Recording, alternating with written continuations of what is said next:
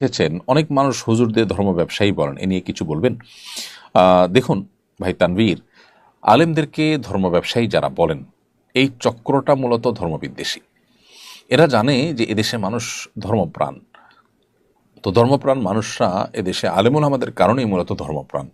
তো সেজন্য আলেমুল আমাদেরকে ধর্মবিরোধী কিছু তো বলে তারা পার পাবে না জানে, এজন্য তাদেরকে ধর্ম ব্যবসায়ী তকমা লাগিয়ে নিজের মনের ঝাল মেটাবার চেষ্টা করে।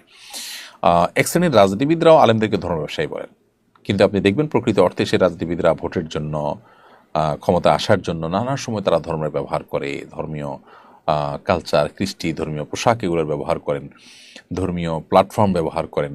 তো তাদের চাইতে বড় ধর্মের ব্যবসায়ী কেউ হতে পারে যারা আসলে ধর্মকে তাদের জীবনে, তাদের চিন্তায়, মননে সেভাবে জায়গা দেয় না, অথচ রাজনীতির স্বার্থে অথবা ভোটের স্বার্থে তারা ধর্মের লেবাস ধারণ করে। এরাই তো মূলত ধর্মকে বিক্রি করে পার্থিব উদ্দেশ্য হাসিল করতে চায়। ওলামা ইকরাম তারা ধর্মের কথা বলেন, তারা ধর্ম চান, যা চান তা বলেন, তাহলে সেক্ষেত্রে তারা ব্যবসায়ী কেন হতে যাবেন? যদি বলেন যে তারা পারিশ্রমিক গ্রহণ করেন, অনেক কাজ করে, তো পারিশ্রমিক গ্রহণ করাকে শরীয়ত যদি জায়েজ বলেন, তাহলে সেটা তাদের জন্য দর্শনীয় হবে কেন, বা তাদেরকে সেটা নিয়ে তকমা দেওয়া হবে কেন, বা তকমা দেওয়া হবে কেন?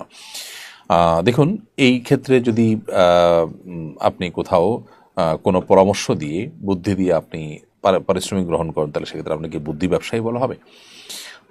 এ জাতীয় আর অনেক প্রশ্ন আসে। তো যার কারণে এই তকমা আলেমদেরকে দেওয়া, এটা তাদের প্রতি অবিচার, যেটা সাধারণত ইসলাম বিদ্বেষীরাই, ধর্মবিদ্বেষীরাই সচরাচর দিয়ে থাকে।